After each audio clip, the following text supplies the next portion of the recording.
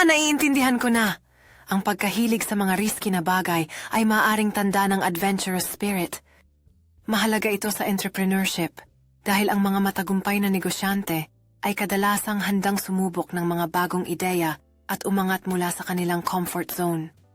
Ang pagkakaiba sa pagitan ng healthy na pagsubok at addiction ay ang kakayahang suriin ang mga panganib. Ang mga calculated risks ay nakabatay sa research at analysis, habang ang impulsive decisions ay maaaring magdulot ng problema. Ang pagsubok sa mga risky ventures ay maaari ding maging oportunidad para matuto. Minsan, ang mga pagkakamali ay nagiging valuable lessons na makatutulong sa iyong paglago. Importante na magkaroon ng balance. Kung ang thrill mula sa riske na mga activities ay nagiging sobrang dominant sa iyong buhay, maaaring kailanganin mong re-evaluate ang sitwasyon. Hindi ito automatically sakit, pero mahalaga na maging mindful sa mga